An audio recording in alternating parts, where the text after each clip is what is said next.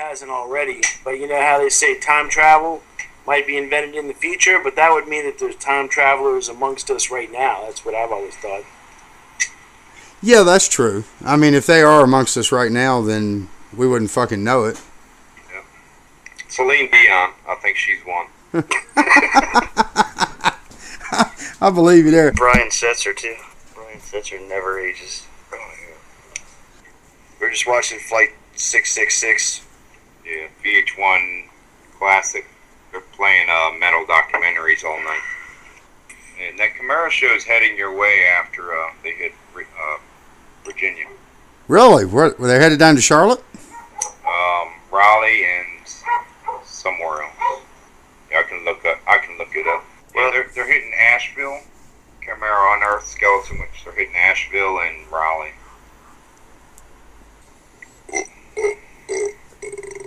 Oh, damn. Excuse me. I was trying to hold back for you. That's okay, man. It's internet radio. You can let it all hang out. So I guess we're about ready. Yeah. Sounds good, man. Well, I'll tell you what. I'm going to let that burp start things off. What's happening, listeners? Buzz in here, and I have got the band Hellpie on with me tonight. What's going on, guys? What's up? Hey, what's up, Buzz? Not much, man. Good to get you guys on the phone. I know, Bones, you've been hanging out in the chat room for a while and have sent us some songs as they were coming along, and you guys finally got all this compiled into a CD and sent it over to us, man. This shit kicks ass. I appreciate it. The chat room's always Glad been to hear it. Yeah, chat room's always been a great time. Oh, we yeah. get to meet all the DJs and different fans, and when they play our music, we're able to see feedback in the chat room. So Yep. everyone listening should jump in the chat room. If you can introduce yourselves and what you do in the band. Yeah, this is Eddie from Hellpie. I do the guitars, and I yell at you the whole time. That's me. All right, yeah. Hey, this is Danny Pruitt. I play bass in this band, Hellpie. And Bones play drums, backing vocals, and Hellpie. Hellpie. It's a power trio from hell. Power trio from hell. There you We got some flaky crust, though, on the pie. Where does that name come from? Who came up with the name Hellpie? Well, That was Eddie's idea, as I remember. yeah, I don't remember. I think it was Dan. No, it wasn't me. Might have been Bones. Yeah. I think we were all really hungry at the time, but I don't remember where it came from. I thought we were riding in the van. And you came up with it on top of a few other names you were considering. Like meal ticket. Yeah. Yeah. That one didn't survive. I think it's the blend of music that we put together of different genres. We are kind of genre-less right now.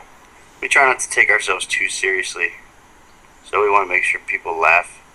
Well, you know, talking about genre, I think I saw that you guys list this as beer metal. Beer metal. Yeah, because the more beer you drink, the better it sounds. I mean, basically, we're just letting everything happen. We weren't trying to go too far with too many serious ideas. It was all a matter of just getting out and being, energetic and, trying to create a sensation with our music as best we can. So what brought all of y'all together? How long have y'all been together, and how did y'all all get this thing going? The band as a whole has been together 2 years. We were in different projects in prior to that, and it all kind of broke apart. But we still had the core, the three of us, and we started writing music straight from the heart, not putting too much thought into it. Some good, decent time signature changes, but nothing too crazy. Bringing the old school metal and kind of the new metal all together. I just like to yell at people, so I wrote a bunch of songs that I could yell at people. Right. So, yeah, my amp has this, bass boost on it, so I'm just trying to cover the bottom end. So you guys have been together 2 years. How long have y'all actually known each other? We were all in a cover band together at one point. We probably met about 4 years ago. A cover band. Who were y'all covering? Different Well, we're metal. doing anything from Alice in Chains and Slayer and Pantera. Nice. We did an Iron Maiden tune. Anthrax, I remember. Anthrax, Was yeah, Reporting stuff Faith like No that. More. White Zombie. It was White Zombie. a combination of rock and metal from the 80s to the 2000s, I guess. It was a good Stuff mix. that you don't really hear on, that kind of phased out a little bit. Now you gotta listen to radio metal at cover band shows. A lot of top 40 stuff. Stay away from that stuff. Right. B-sides and Album stuff cuts. like that. Stuff on the album where you're like, man, why do I never hear him play that live? That kind of stuff. We try to play those kind of covers. Oh, that's cool. Are a lot of those bands actually the influences behind y'all's music? I would say so. I'd say it's 50% what we were playing before and 50% what each of us got a chance to bring into it since we formed Hellpie itself.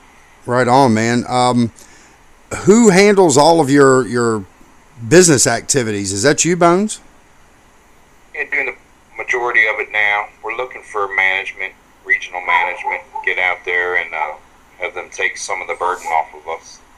It's a lot of online promotion. You still got to hit the streets. I think we're starting to make an impact fairly quick in the D.C. region, D.C., Baltimore. Yeah, I grew up not too far from that area, man. Hell, if I'm back home, I'm gonna find a way to get up and see you guys. Hopefully, you're playing somewhere. Yeah, you've always got a friend in the D.C., Baltimore area. Come to a Hellpie show. Sweet. So you guys are definitely, other than the management, you guys are indie. You do it all yourselves. That's correct.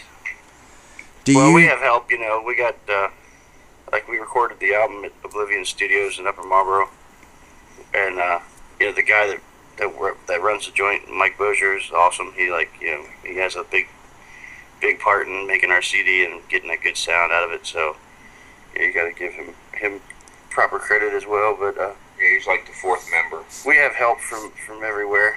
Everybody chips in, so it's not just us. But yeah, we pretty much do everything word of mouth and hand to mouth and everything like that. Yeah, we've been playing in quite a few bands in this area over the years, so this is just like, restarting the whole system from scratch like we've done before, and just haven't gotten to the level yet where most other people will be doing the full-time work and we can just concentrate on what, we love to do. Right on. And it is all about the love. That's right. You gotta love it, man.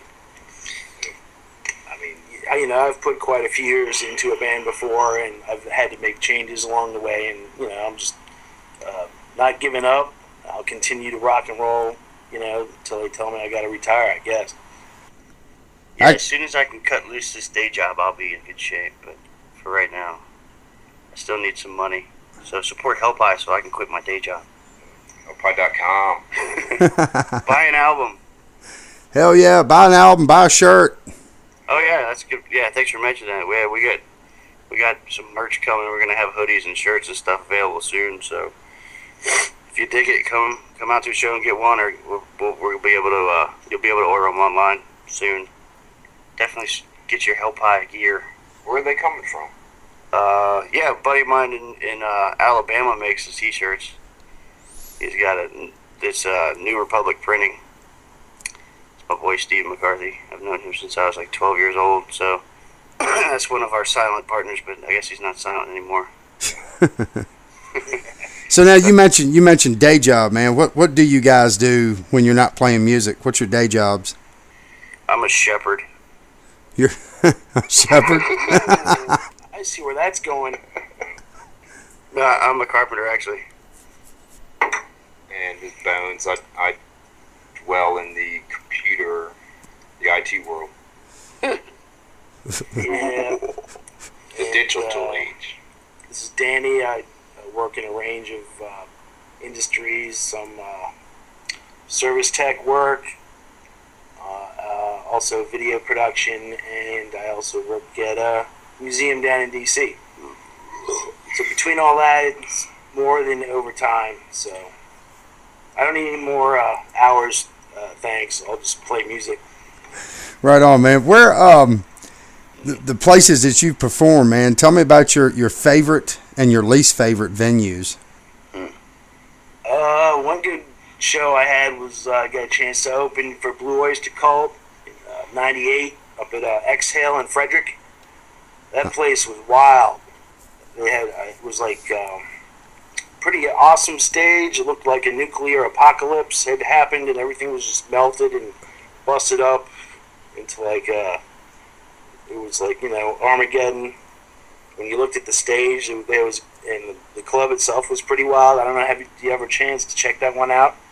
We've got a club called Jack's, where we got a show November 20th. Oh yeah, that's the coming. Right on, man. Tell me about that show coming up on November 20th. We got headliners Chimera and Unearthed, along with Skeleton Witch, which I hear are awesome live.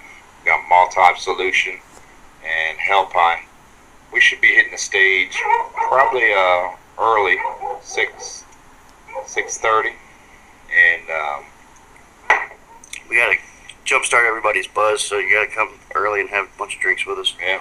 And after our performance, we'll be in the back near the bar with tons of merchandise. It should be a good time. We get a half hour to kick your ass, so if you're early enough, you actually get your full lashings. It's a good, we'll get you started. Right on, man. So I was trying to think of the worst gig I'd ever done around here, and I didn't really want to badmouth anyone tonight, but they've all seemed to be pretty good. I guess maybe I've been lucky. Yeah, I know. Sometimes it's hard to talk about the places that were the worst, because you might end up back there, huh? There you go. Yeah. I guess there's a few that are notorious in our area. Yeah. We had a great show about a month ago. I won't name the place, but it's in Baltimore, and but the previous time we played there, they shoved us in the back room. But this time they hooked us up in the nice room. Had a great time there. Yeah, what goes around comes around. You have a bad time at a club or something. You play. It might just be that time. It might just be the club. It might be the management. But things change, so you kind of gotta roll with it. And karma comes back and gives you some good shows to work back in there and make it all worth it again. Plus, like you said, you gotta love it. Right on, man. What was the first on stage performance like with Hellpie? First time y'all played at? Was it Memories? It was Memories. A nice club. They've always treated us well in Waldorf, Maryland. Yes. Yeah, it was like an hour. We got like an hour set, so we got to play a lot of our stuff, and then kick out some classic bar tunes, like House of the Rising Sun, Sweet Leaf, some Sweet Leaf, some real good tunes that. That's always a crowd pleaser. Yeah, you don't always get to play them when you're trying to cram 30-minute sets in. You really got to, it's good to have the long sets. Yeah, Definitely. I mean, essentially, we'd like to do 90-minute shows, maybe split the night with another band that can do 90 minutes. That would be the, sort of prime kind of setup we'd look for. These nights where the clubs try to jam in 6 or more bands, it's quite hectic, and when is it ever not a cluster, It's good and bad, because it's not real expensive to go out and see 5 or 6 bands, but you're right, the sets are normally fairly short. You're just starting to break a sweat, and they're kicking you off. Better part is we got more time to spend with the fans in the back, selling CDs. Actually, check out Infernal Slice by Hellpie and all your online radio stations and music download stores. The Infernal Slice. Shameless plug. Get the plugs in. Now. Well, man, I'll tell you what. Hi, Mom. That's my last plug. Hi, Mom. Oh. Hey, Mom. The Infernal Slice CD, man, I've been enjoying the shit out of that. I listened to this thing from start to finish, and it really does have the feeling of, should I say, a concept album? Everything, Yeah. it kind of leads one song leads into the next, leads into the next, leads into the next.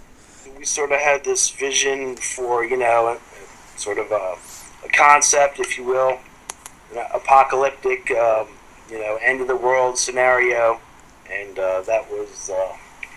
Yeah, it's kind of like a Mad Max meets The Road.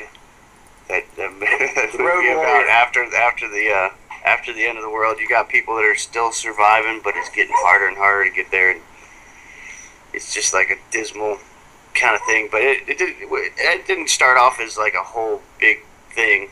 We kind of wrote each song to be what it was, and then we kind of saw where it needed to go and tried to put something with it that sounded like it went there.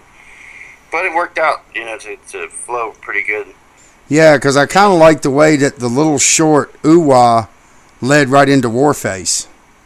Yeah, I noticed that. Plus, it's after a song called Lost for Words, which is kind of funny because there's no words to that song. But that was an accident. But it works out, Well, I want to say, I believe the first song you sent us over here at Metalhead Radio was Idiots Are Everywhere.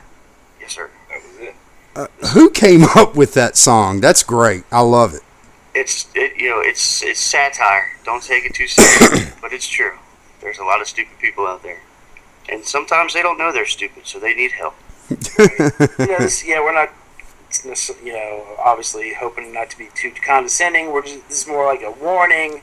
We're trying to make people aware that you have to just be vigilant and maintain your own cuperosity out there. I was trying to channel all of the energy that people sum up in rush hour traffic.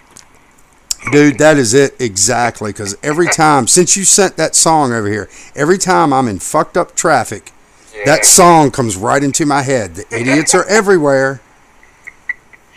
Yeah, you see them talking on their cell phones and shaving and drinking coffee, reading the paper and driving all at the same time.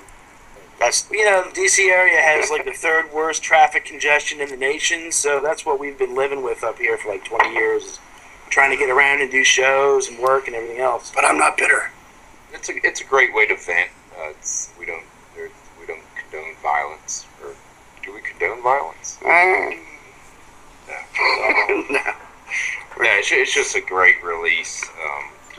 I have to. Song, and you can think about it different ways. It just doesn't have to be traffic. It can be just the idiots. Everybody's thinking it. Someone had to say it. Yeah. Yeah, and then you've got Idiots Are Everywhere, and it's followed up by, okay, so who wants to die? That was by accident. Yeah, that was, there's no hidden agenda in this. Yeah, I guess there's a little more satire going on there to finish it off. That was part of the apocalyptic end of the world scenario where, there's the masses of humanity are scrambling around looking for any kind of thing they can use to burn for energy or food to eat. Because it's like Soylent Green that will offer you, who wants to die will offer you a pleasant, nice exit, or you can suffer. Some enterprising, thoughtful people at the end of the world are entertaining you as they push you on through. There's a visual for you. And the last one that you sent me before I got the CD from you was EVP. Where'd the EVP come from? That one had a kind of a different sound. I don't know. That one kind of started off as an acoustic tune, so it has a different flavor on it. But yeah, I think that's what pretty much changed that one because it's mostly an acoustic pushing the envelope in a little bit of a different direction. Yeah. I put a good old type of Muppets beat, some animal into it. Kind of the vibe I was going for. Well, I think it's great because, you hear so many bands that you could probably listen to one of their songs and listen to a song 20 songs later and go, oh, that's the same band because the song sound the same. This one, I don't see that. It's not just one sound completely. I think it's great that you have a little different, you got a mix up in there.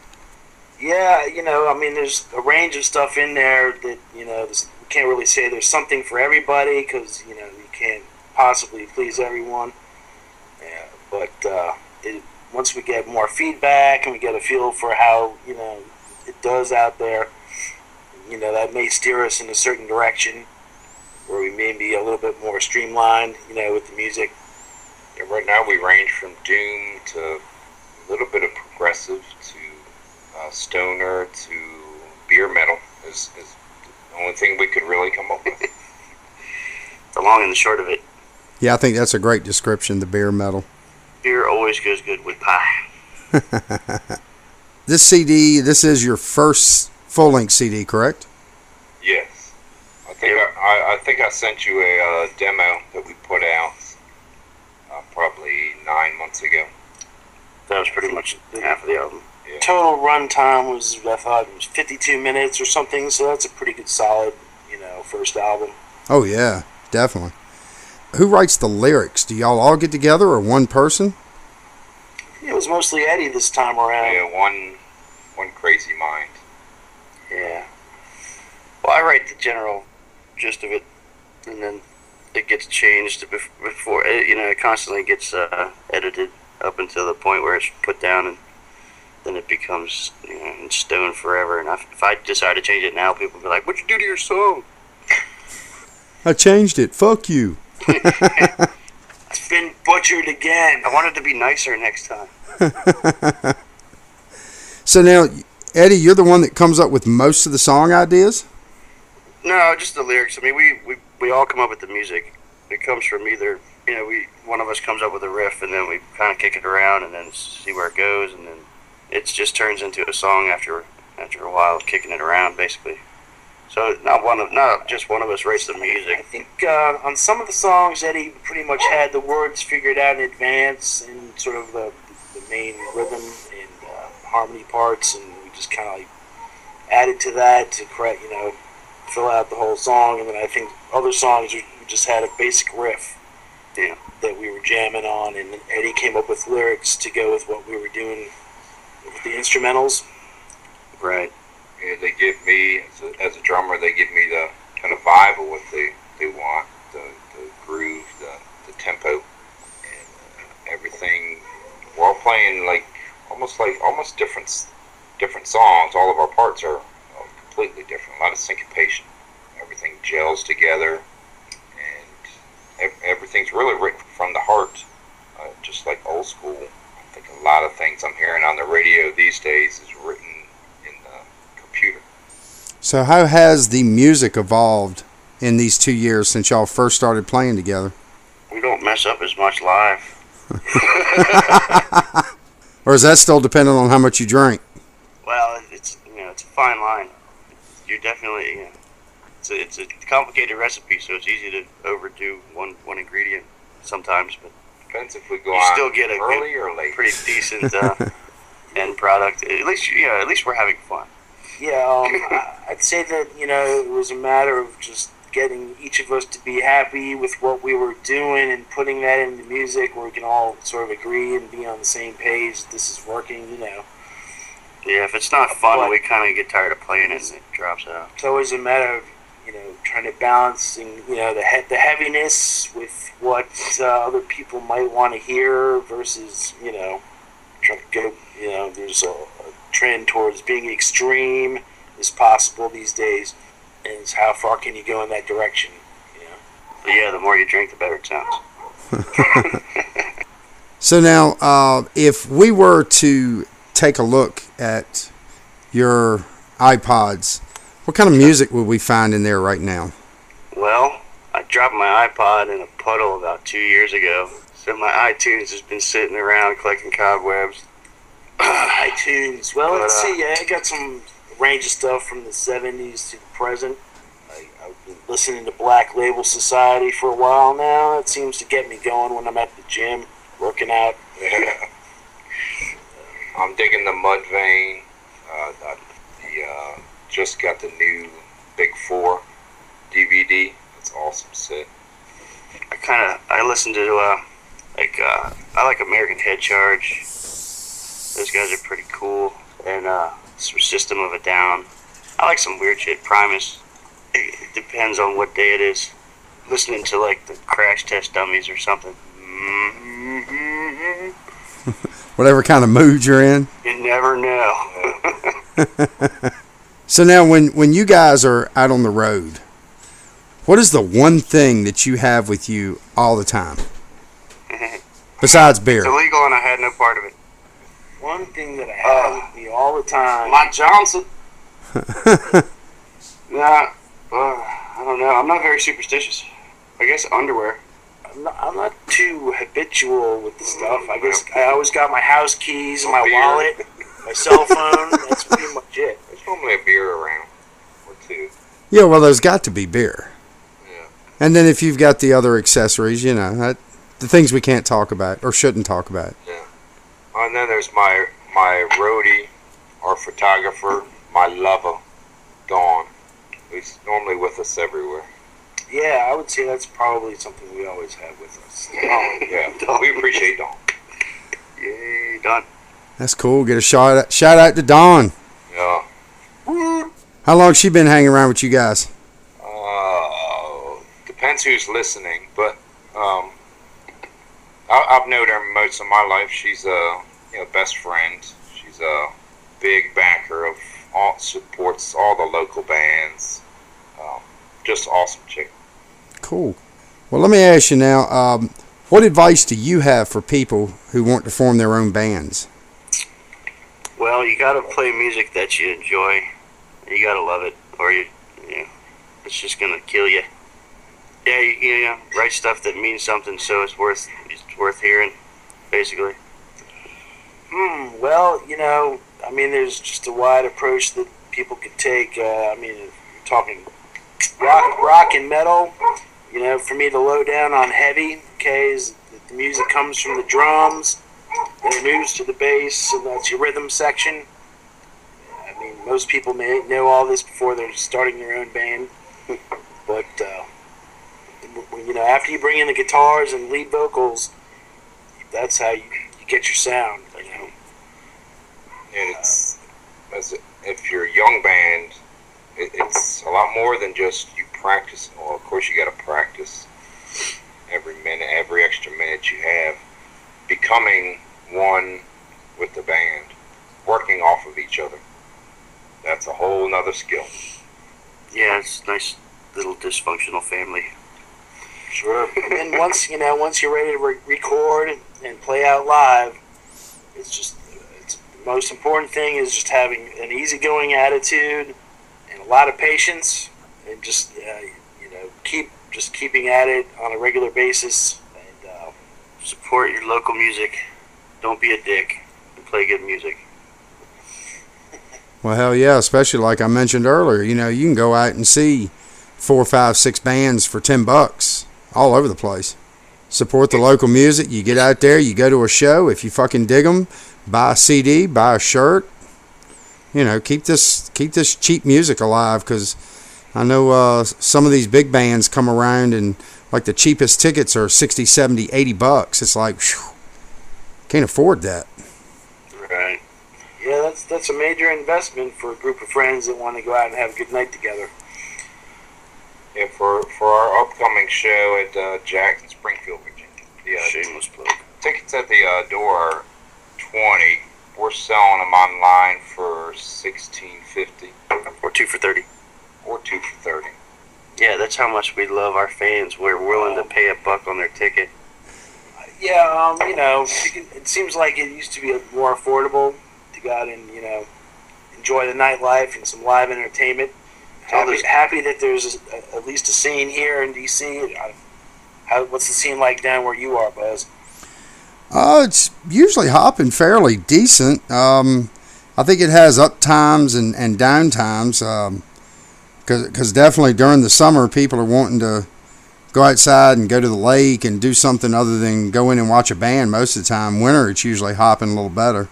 Yeah, that's how it is here. There's a bunch of good local bands down here that are definitely worth going out to see, especially when, like I said, 3 or 4 of them get together. It's always a good show. Yeah, it's good to hear. There's independent tours traveling around the country. They're looking for the scenes, especially metal scenes, and they really have to travel around to find them. But they're finding good, talented musicians, young and ready to rock, and they're from out in the middle of nowhere. Okay, so they have no scene at all to work with, and they've got to travel to get anywhere to play. So what plans do you guys have on traveling out of the DC Baltimore area? Well, we're currently lining up some shows. We're trying to get 2012 kind of booked up with a couple of shows a month, and start putting together some new material for a new album while we're playing out on this one. So if you know any place that needs us to play, gladly show up. Yeah, we'll definitely kick look. ass. Yeah, definitely looking to head south. We got friends in the Virginia Beach area. Hopefully, a friend in the Carolinas. Yeah, we spread out from DC. A little bit. We'll get down to Fredericksburg upon occasion. Yeah, Baltimore's a good scene. And may go out to Ohio in the spring and record another single. So that'll be nice to get out there and talk to those people. Cool. Y'all already starting to work on compiling some music for the next CD? Constantly. Yes, indeed. We love writing and love putting it out there. Hell yeah. Well, I can't wait for the next one to come out, that's for sure. Yeah, we've been talking to some different people, management, and, I'm sure there'll be, like, maybe, a producer with another concept to make the next Hellpie album even better. And, we're working on our debut storyboard right now. We're going to do it backwards. We're going to make the videos before we make the music. No. Okay, maybe we will. Do it backwards? I don't see why not. I mean, if you make a documentary about it, people would understand. They might see some, artistic merit in doing it that way. Nah, there's no artistic merit. Okay, maybe a little bit. And let me ask you now, I'll probably put y'all on the spot here. You guys tell me, what do you consider your favorite song off of this CD? That's tough. I'm not sure. Yeah, as a drummer, I like. It probably doesn't come off as a big drumming song, but I love playing "Lost for Words." It's my favorite. That was one of our first singles. It kind of changes for me. I like playing Idiots. I love playing Idiots and Are Everywhere. But, after that, we played that one for a while. And now I kind of like playing War. Warface is definitely like a really fun song to jam on. And It's a crowd pleaser. yeah, it's like an Olympics. If you can get through Warface, you can relax. And depending on the club, we got a great drinking song. Make Mine a Double. Oh, yeah. And we get the crowd rolling on that one. Well, rolling on the floor. Roll into the bar for another drink. Yeah, I guess that right there, sort of puts a little signature kind of like, shine on the whole beer metal thing with the Make Mine a Double. Yeah, it's an invitation. Make sure everybody in the place knows they're invited to the party. Bartenders love it too. We Oh, send I them bet. straight to the bar. And at the show, sometimes when the set's long enough, we have enough time to do a little competition thing there with the audience. Oh yeah, we've tried it before. We're having a chug contest during Make Mine a Double, but we couldn't afford enough beer to make it challenging. So we're gonna have to work on how many beers it takes to get through that song. And then if you get through all those beers while we play that song, then you get all those beers. Throw in a free CD and a T-shirt if they do a good job. But that's kind of like an interesting scenario when trying to write a song. It is just the right length in songwriting, but somebody cannot finish the beers in time. Yeah, because it was supposed to be a short song and it ended up being like 4 minutes anyway. So that's like 18 beers for some people. You just have to make sure you pick the guy that can't do it, but that's not very nice. I was gonna say you could also do it as a challenge, like, okay, here's 10 people here. The one that drinks the most beers during this song will take care of your beers. Yeah, That could still get expensive.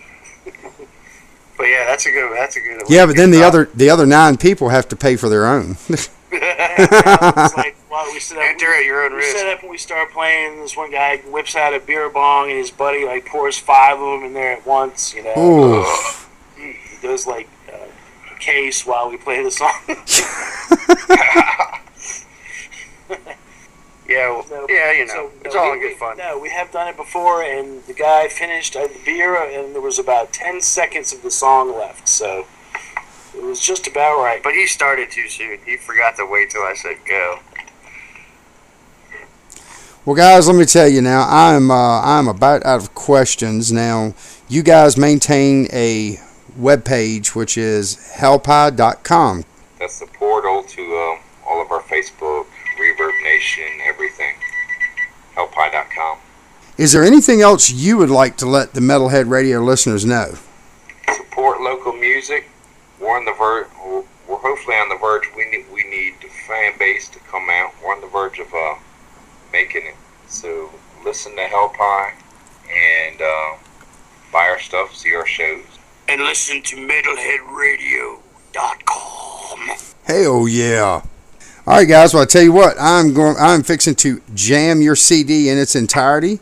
I hope everybody digs it. Now, we are pre-recording this, so hopefully I'll see at least one of you guys in the chat room when we're airing this.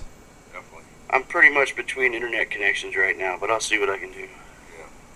Yeah, we'll be on there. I'll be on there answering questions, selling merchandise.